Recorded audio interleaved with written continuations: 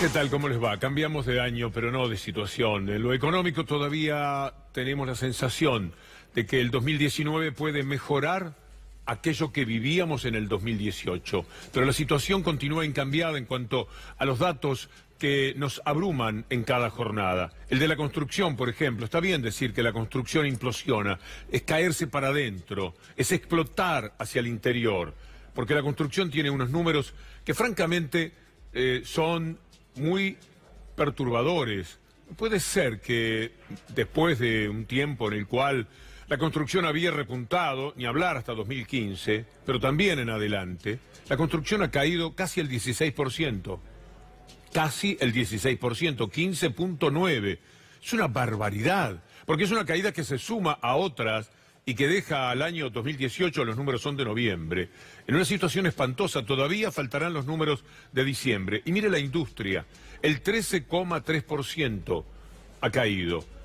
Es también un número ilevantable aparentemente para el gobierno. Es decir, ilevantable en los términos reales, porque después, como la caída es tan pronunciada, es posible que en algún momento sobre este desfasaje brutal se puedan encontrar algunos números que en esta situación mejoren un poco, pero que siempre estarán muy por debajo de todo lo que ocurría con la industria y con la construcción en el año 2015. Yo quiero que vea esta frase, algunos la van a reconocer, lectores de los años 70 van a saber a quién corresponde esta frase que vamos a compartir con ustedes, por algo que tiene que ver con el discurso de Macri de hoy. Me gustaría tenerlo. Es una frase que dice: en todo jardín hay una época de crecimiento. Existen la primavera y el verano, pero también el otoño y el invierno, a los que suceden nuevamente la primavera y el verano. Mientras no se hayan seccionado las raíces, todo está bien y seguirá estando bien.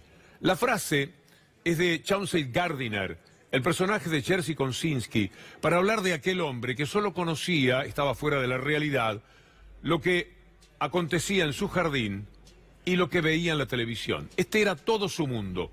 Pero repitiendo las frases que oía y alguna cosa que él constataba de la vida de su jardín, iba diciendo tales frases. Esta la dijo frente al presidente de los Estados Unidos y el presidente le dijo: qué pensamiento tan profundo, qué bien, Gardiner. Pero estamos frente a alguien, nosotros, que también está fuera de la realidad, que dice palabras que no nos llevan a ningún lado. ¿Acaso porque cada día tiene menos para decir? Esto que hemos visto, esta frase del libro Desde el Jardín, que vale la pena leer, es para presentarles a continuación una parte de lo que dijo Macri hoy. Y vean ustedes si hay demasiada diferencia entre la nada que decía ese hombre de la ficción y este hombre de la realidad que es el presidente de la República. Pero no cambiar de gobierno o de partido político. Cambiar con madurez la forma en que encaramos la vida de todos los días. Decidimos que podíamos construir a partir de la verdad, de poner los problemas sobre la mesa y tratar de resolverlos en forma conjunta, como estamos haciendo todas las cosas a lo largo y ancho del país. Gobierno nacional, gobierno provincial, gobiernos municipales, entendiendo cuáles son las agendas de las prioridades que tenemos que llevar a cabo. Por supuesto, todo lo que vale, todo lo que es para siempre, cuesta y requiere que todos pongamos nuestro granito de arena. La construcción, sin ir más lejos, ya hay dunas de gente que ha puesto su granito de arena. Son los que se quedan sin trabajo, son los que se quedan con un salario que no les alcanza para nada, son los jubilados, son los pensionados no contributivos. Lo se ve muy bien, toda esa gente ha puesto su granito de arena, es decir, su cuota de paciencia. Pero hay veces que no se puede más, y no se puede más cuando la realidad nos golpea cotidianamente con cosas como las que suceden, por ejemplo, en General Motors. Vamos a hacer un recorrido de los que ponen un granito de arena, según el pedido de Macri. Están poniendo montañas de arena, con su sacrificio enorme, todos aquellos que se quedan sin trabajo. General Motors, nada menos, cerró 150 empleos, cerró su departamento de desarrollo IT en la Argentina. ¿Se acuerda cuando a General Motors le prestaron desde el gobierno 70 millones de dólares? que dicho sea de paso, después devolvió, bueno, sirvieron para que en aquel momento General Motors no echara a ningún trabajador, para que todos pudieran continuar en la actividad. Por eso es que podía llegarse a un número 5.4 en la desocupación antes del 2015, mientras ahora avanzamos a pasos acelerados hacia los 2 dígitos. Mire la UOM de la ciudad de Rosario. 5.000 personas están corriendo un grave riesgo. Lo advierte la UOM Rosario. Hay 5.000 empleos en riesgo, como lo dice el secretario general del gremio, que recordó que el año pasado ya se perdieron 1.500.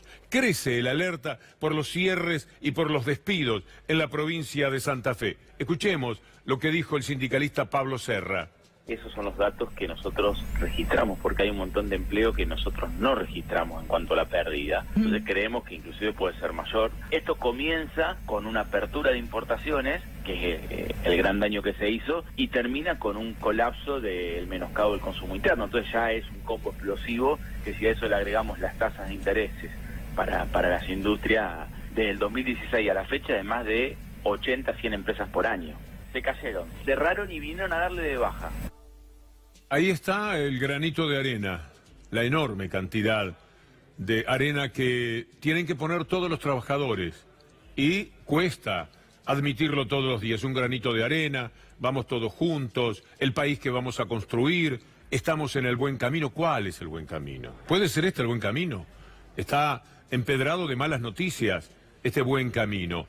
Mire, hasta las asociaciones cooperativistas están con problemas. Allí donde la palabra solidaridad, como decía el otro día Juan Torres de la RCT en Chapadmalal, una palabra que acompaña siempre al cooperativismo. La Asociación de Cooperativistas Argentinas también está prescindiendo de gente, lo dice Norberto Lugo. La verdad que arrancamos el año mal. Nosotros ayer nos encontramos con 18 despidos acá en la empresa ACA, que es la Asociación Cooperativa Argentina, está en Campana. Ahí estamos con los muchachos en la puerta esperando que el ministerio nos llame a audiencia. La empresa, con los trabajadores trabajando adentro, con una escribana, empezó a llevar a los trabajadores a la oficina de personal y decirle que estaba desafectado de la empresa, que ya le iba a llegar el telegrama. Cuando la gente se dice feliz año nuevo, verdaderamente tiene la esperanza de que algo distinto puede suceder, porque pasamos del 31 de diciembre al 1 de enero. No se ha producido ningún cambio. Estamos igual que el 28 de diciembre, que el 15 de diciembre o que el 3 de enero del año pasado, cuando también los títulos de los diarios eran: las tarifas van a complicar a los argentinos de la mano de la inflación. Sí, esto es permanentemente así. Pero lo que más duele siempre es el tema del trabajo. La gente que se queda en la calle, quedarse sin trabajo, con la situación como está en el mes de enero, es más que deplorable. ¿A dónde van a ir a buscar trabajo? ¿Qué puerta, qué timbre pueden ir a tocar en este momento? ¿Qué trolley hay que tomar para seguir? Cuando en diciembre, al final del año o en el arranque del año, sabiéndose que hasta febrero, marzo pocas cosas ocurren, si es que va a pasar algo positivo. Esa gente está sin la mínima posibilidad de decirse feliz año nuevo. Si uno le dice feliz año nuevo, lo cruzan con la pregunta ¿por qué? Es decir, ¿cuál es el motivo para decir feliz año nuevo en los sectores medios y más vulnerables de la República Argentina? Se está construyendo algo que Vudú define de una manera interesante y que me parece verdad. Lo que quieren es un país sin recibo de sueldo, porque el recibo de sueldo en algún sentido es un reconocimiento del capitalismo a algunos derechos que se le han ido arrancando en el tiempo. La jornada de 8 horas, las vacaciones, el aporte jubilatorio, la obra social, y cada vez son menos los que pueden hasta soñar con un puesto de trabajo. Porque digan lo que digan, las cifras que ellos mismos elaboran demuestran que hoy, el último mes, volvió a haber caída en los puestos de trabajo. Sí, porque estamos hablando de aquellos trabajadores convencionales, pero hay muchísimos. Hay decenas de miles, cientos de miles, que trabajan dependiendo de cómo le va al trabajador convencional. Es decir, aquel trabajador, él, su mujer, que tiene que salir de la casa a cumplir con su tarea, pero que ve que una canilla se ha roto, que algo en la casa hay que mejorarlo, y ahí está el trabajo subsidiario para muchísima gente. Bueno, ese trabajo tampoco existe. Y ahí no se registra la enorme pérdida de esas personas que quedan muchísimas veces en la calle, profundizando la desigualdad que tanto alarmaba al Papa en su último discurso del año pasado. Profundizar esa desigualdad, hacerla cada día más patente, momento a momento más doloroso, porque el que se cae encuentra pocas manos en épocas del individualismo a ultranza como el que tenemos ahora para que lo levanten, para que lo ayuden. Pero además, si hubiera una mano generosa y solidaria, ¿cómo se hace para ayudar cuando uno mismo no sabe cómo ayudarse a sí mismo? Y esto, que también ocurre en el mundo, que es una mudanza de ideas que podemos trasladar al mundo entero, en la Argentina es muchísimo más profundo y cada vez más doloroso, porque se venía además de algo que era completamente distinto para el trabajador, para la capacidad de consumir, para lo que era un cierto bienestar de los argentinos durante unos cuantos años, en el que pudieron modificar claramente la condición de su vida. Ahora no, ahora se profundiza la desigualdad. Hace 6 años el Fondo Monetario Internacional, el Banco Mundial, decía que la Argentina había duplicado su clase media. Los que tenían menos se habían convertido en clase media. Ahora todos los días se bajan miles de personas de la condición de clase media. ¿Y qué vamos a hacer con tamaña desigualdad? ¿Quién va a corregir esto? De ahí viene la alarma del Papa que nosotros vamos a presentar con las imágenes, para mí, más provocadoras que se dieron el año pasado. Fue en el marco del G20, aquello de los mozos llevando coreográficamente, como algo preparado por Oscar Araiz o Mauricio Weinroth, llevando las bandejas, moviendo las manos al mismo tiempo para servir la comida a quienes estaban allí, tratando de provocar buena impresión, de que se viese una Argentina espectacular y extraordinaria. No es así, era una mentira, pero al mismo tiempo sirve, escuchándolo al Papa, para ver cómo algunos banquetean, el verbo está bien, cómo algunos banquetean y otros no tienen ni para comer, porque muchísima de la gente que estaba mirando esta imagen seguramente no tenía en esas noches algo para llevarse a la boca. No me dieron.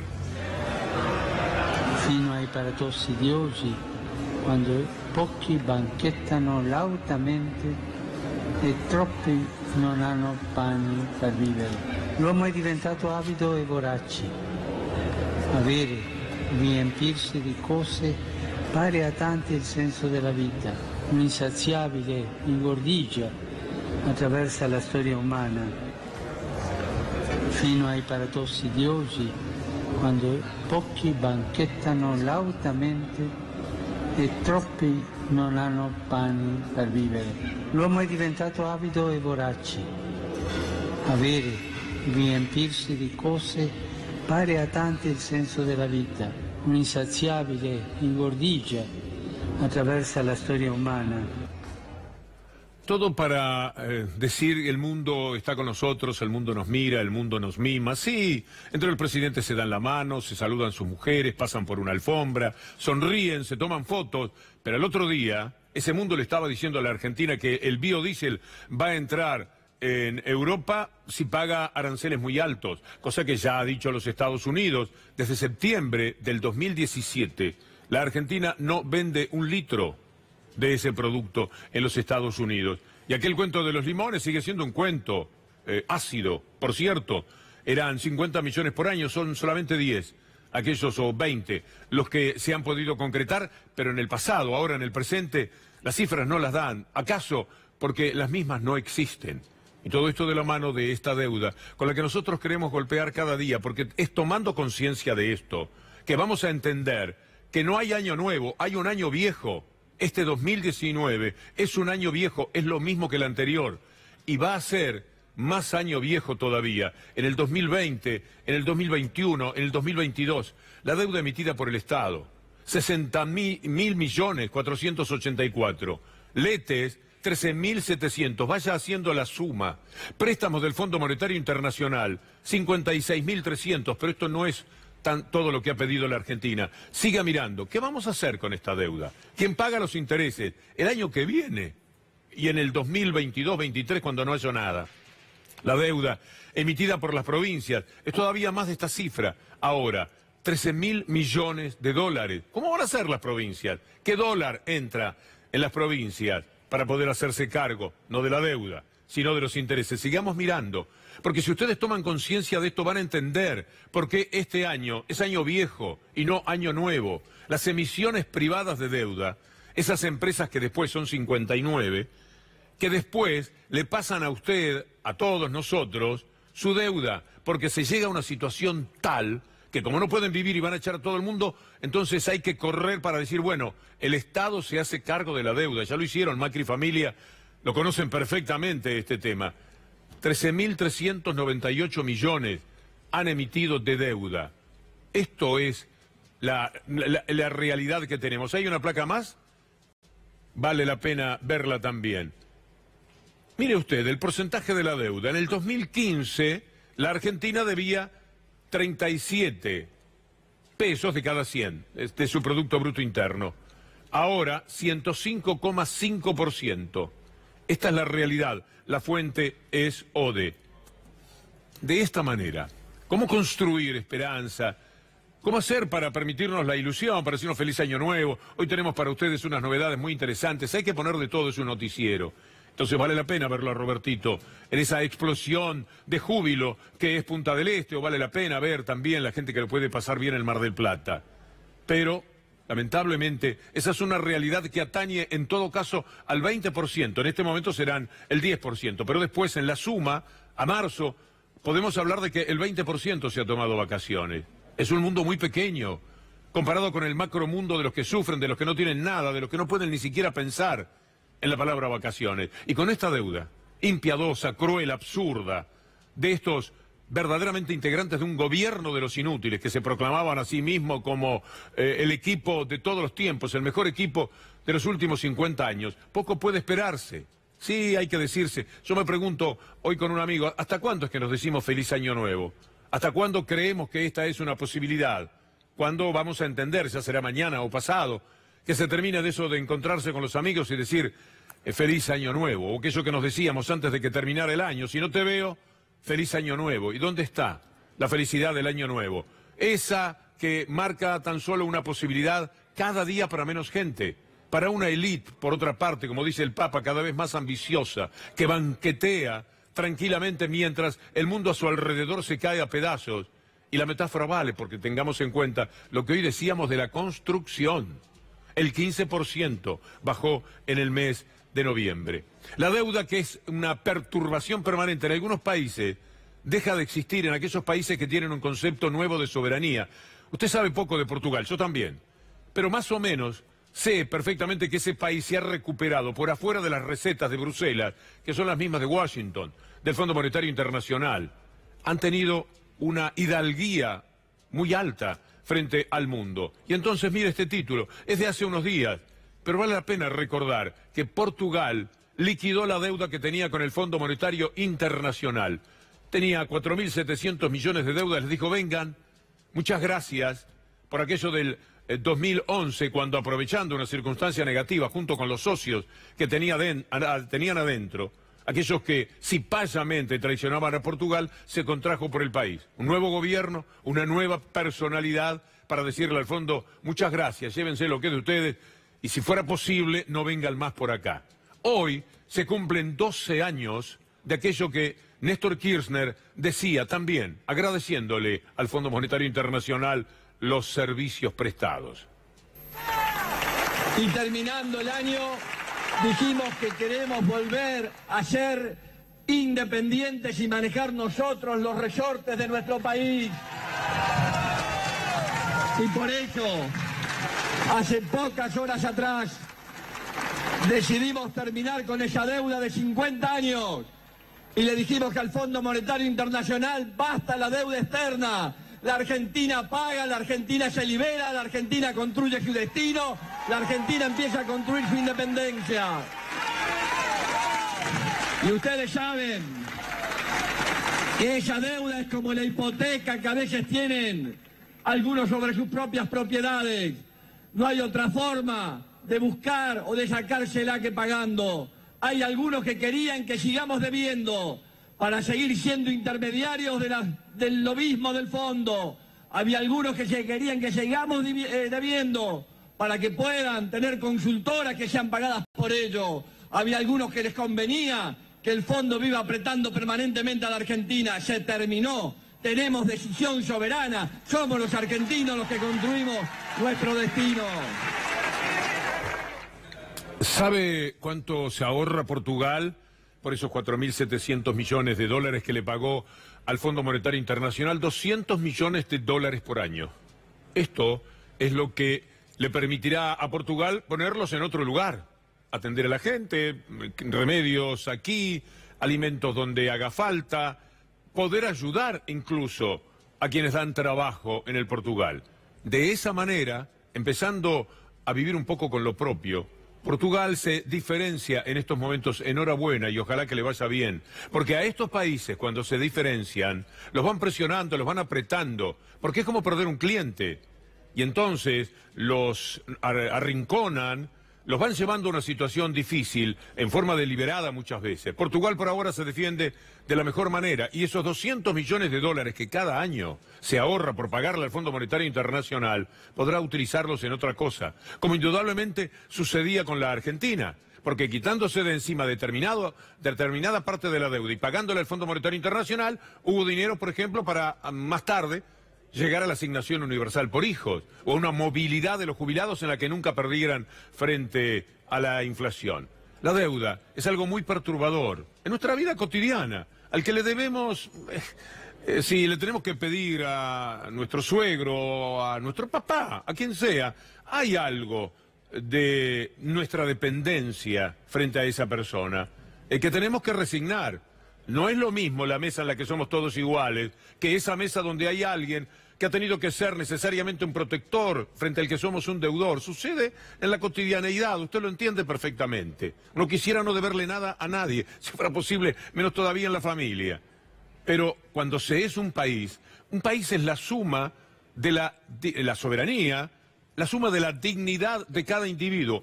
Todo junto, para mí, por lo menos, eso compone la soberanía. Y de esto hablaba muy bien el general Juan Domingo Perón. La República llegó a deber 12.500 millones de pesos. En este momento hemos pagado toda la deuda externa y además nos deben 5.000 millones de pesos.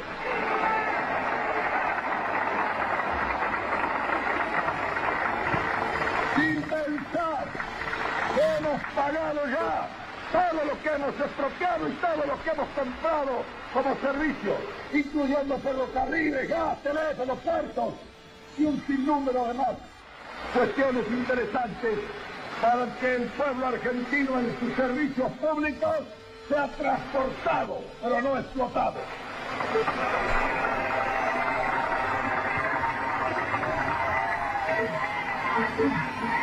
Todo lo que impone la independencia económica del país está realizado y está consolidado. Ahora solo es necesario que cada uno de los argentinos siga trabajando tranquila y abnegadamente. Esa independencia económica es la que permitirá llevar hasta el fin las provisiones de la justicia social.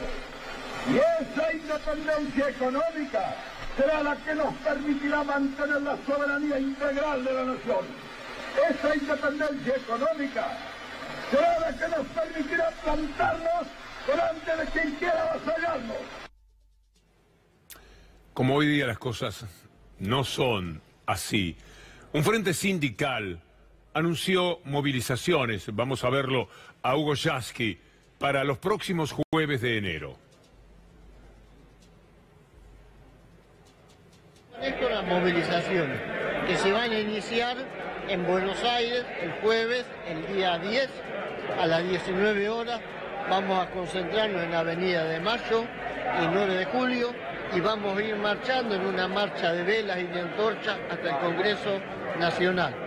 Y así todos los jueves, el próximo 17 en Rosario, el 24 en Mar del Plata y el 31 en Rosario, independientemente de que se... En Mendoza. En Mendoza. Estar presentando una acción penal contra los funcionarios responsables y haber violado claramente la ley, porque este aumento se anunció sin cumplir ninguna norma constitucional. Ayer hablábamos de lo que Graciana Peñafort le respondió a un artículo del diario La Nación, firmado por Morales Solá. El tema cobró muchísima importancia a partir de algunos tuits que nosotros también compartíamos con ustedes y cómo esto antes había repercutido y después también en las redes. Graciana Peñafort escribió, por ejemplo, que Héctor ya caminaba con dolor y dificultad cuando tuvo que ir a tribunales a certificar lo enfermo que estaba. Hay que ir y demostrar que se está enfermo de una persona que se sabía que estaba muy mal. Lo sé, Joaquín, porque yo lo acompañé, le decía a Morales Solá. Fue un calvario. A esto lo sometió Bonadío. Y además un calvario inútil, porque pese a constatar la enfermedad, Bonadío no adelantó la declaración de Héctor Timerman. Uno más, tan solo como recordatorio de lo que dijo Graciana Peñafort. Llamó a indagatoria siguiendo el cronograma electoral y fuimos, bueno, eso es lo que hizo Bonadío, y fuimos previo a un complejo proceso de retirarle parte de la medicación para que pudiera declarar. Tuvieron que prepararlo de esa manera. La indagatoria fue lo más parecido a una sesión de tortura. Eso para lo que parece particularmente entrenado Bonadío, ya se sabe. Héctor estaba extremadamente dolorido y respiraba con dificultad. Después dramáticamente Graciana contaba que Bonadío en algún momento se asustó, ya le parecía demasiado, entró y le dijo, lo terminamos cuando a usted le parezca. Pero Timerman quiso seguir hablando y Graciana se lo permitió hasta que los labios estaban azules por la falta de oxígeno en aquel momento. Eso hace la justicia argentina hoy día. De eso habló anoche Graciana Peñafort con Gustavo Silvestre. Cuando leí la nota me dio mucho enojo, primero por lo que dice la nota y después por la intencionalidad, porque lo que dice la nota no es cierto, pero además la utilización de la muerte de Néstor para agredir o denostar a Cristina Fernández de Kirchner, persona a quien Timerman quiso y defendió hasta el último minuto. Tal vez me tocaba a mí decirlo porque no había nadie más que lo dijera, porque la última etapa de Héctor Timerman ya no podía hablar por teléfono, le costaba mucho. Llegó un momento en que ya no pudo hablar, ya no podía recibir visitas. Y yo siempre recuerdo las llamadas de Cristina Fernández interesándose por su salud, por su estado de ánimo. Me pareció muy cruel, pero además me pareció muy cruel el dejar o tratar de bajar el precio de lo que dijo la familia, que conoce la situación perfectamente respecto a cómo esta persecución judicial empeoró las condiciones de vida de Héctor Timerman.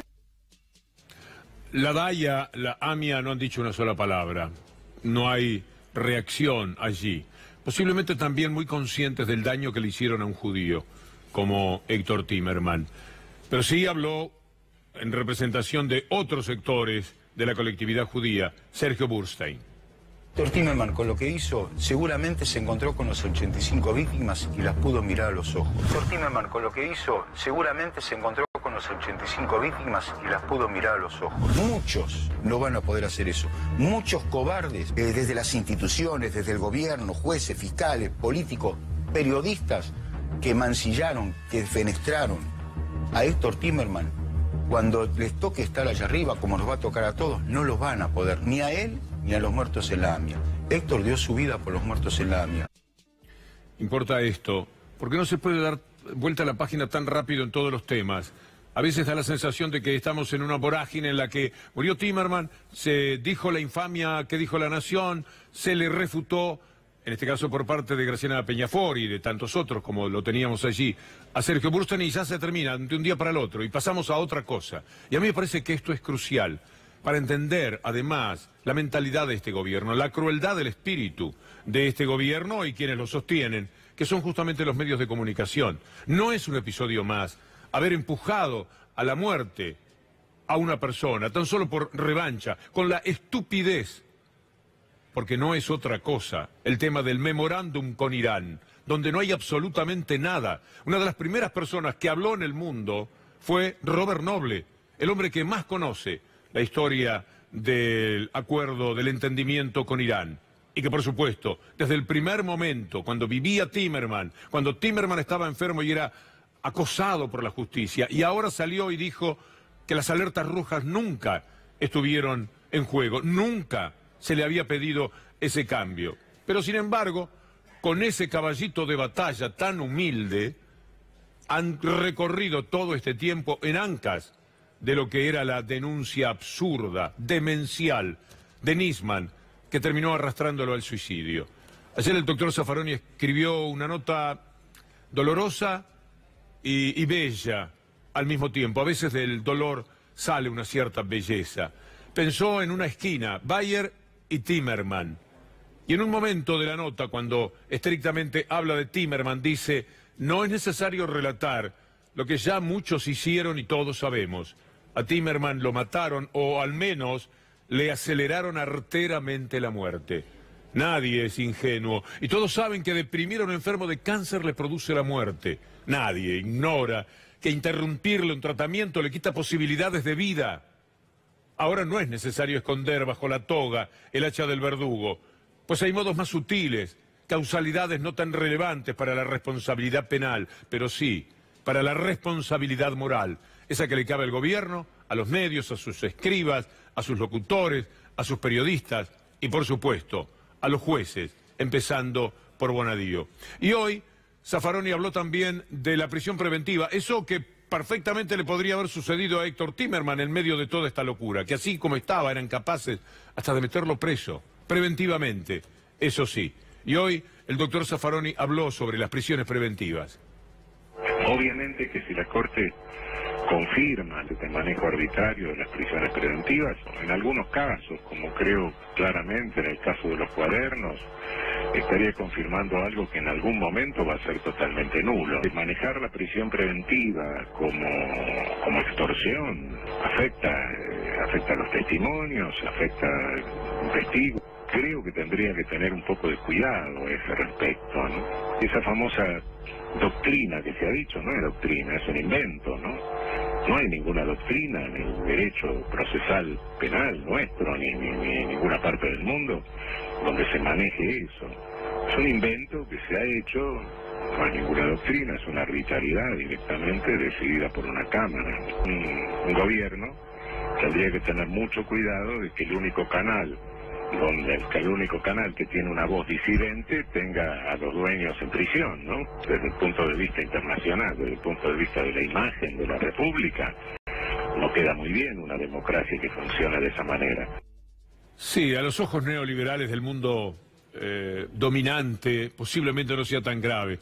Cuando ellos lo hacen siempre está bien, pero gracias por mencionar a quienes son dueños de este canal, que siempre vive sus dificultades, entre otras cosas porque tiene a sus propietarios presos. Mañana hay una movida de la muchachada del canal, porque las situaciones por lo menos hay que mantenerlas en alerta, con constancia plena de lo que toda esta gente entrega cotidianamente. Pero también una parte de la realidad es que se les escamotea la libertad y la posibilidad de trabajar, de poder hacer las cosas mejor y de solucionar los problemas internos a dos personas, entre otras 28 que hoy día están privadas de su libertad por razones estrictamente políticas. Nadie, absolutamente nadie, puede desconocer esto. La Argentina no solamente tiene una industria que se derrumba, se caen las paredes, no solamente tiene una industria que se derrumba, que implosiona con el 15%, lo dicen las máquinas que no tienen para trabajar. No solamente en la Argentina están despidiendo permanentemente a la gente, y no solamente se gana cada día menos, en la Argentina también ya cuesta mucho hablar bien de la justicia. La seguimos mañana, muchas gracias.